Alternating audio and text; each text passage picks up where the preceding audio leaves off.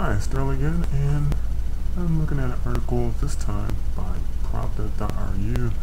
It's called Money, the Perfect Tool for Enslavement by Brian Jonathan Liu, and does a really good job in delineating the system of control of money as it works its way around corporations, central banks, government, and the media. How it retains control by just expanding its power and by keeping us dependent on it, so we have to work our lives away just in order systems in order to live, which really isn't living, is it? He begins, Governments has been using money as a form of control ever since it existed. They have achieved this through their centrally controlled banks, which they manipulate the flow and the availability of money available to the public via interest rates.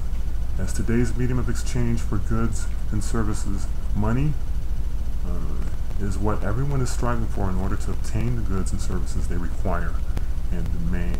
In today's materialistic and superficial world, and because of our indoctrination that having materialistic possessions will provide us eternal love and happiness, we believe that money is the only way out of our misery and problems.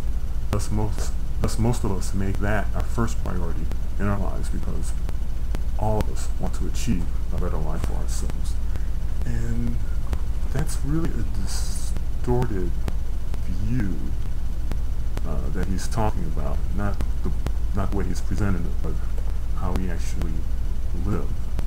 We live as if we have to have money in order to survive.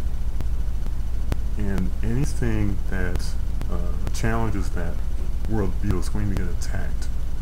And just like we have been at Destiny, attacked for coming up with a different system.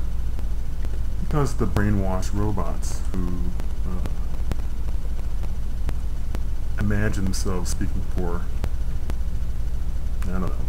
freedom of the mind and self-expression, individuality, they believe that we are something to be opposed because we are standing up against the system.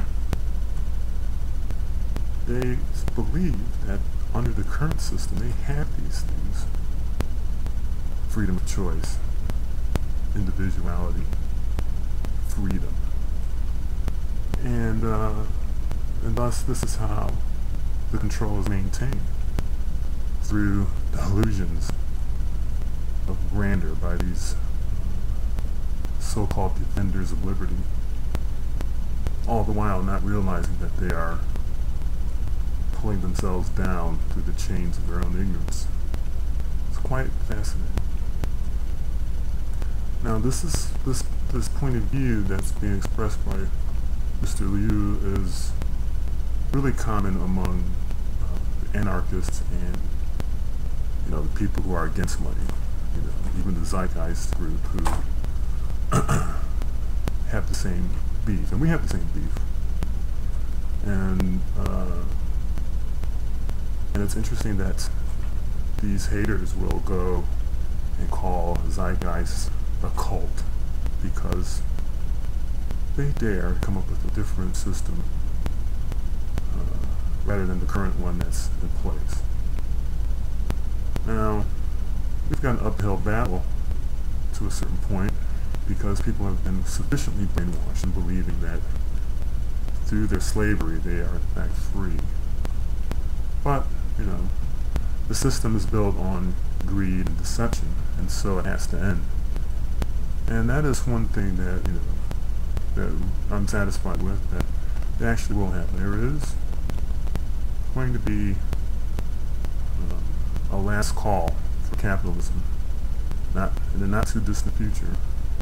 It's going to fall, and after that happens, maybe the people will be more inclined to come up with a different view, and we will have the equal money system, the framework in place, so that we can actually get back on our feet for the first time, live without having first to buy our survival from others. Watch the space. I'm out.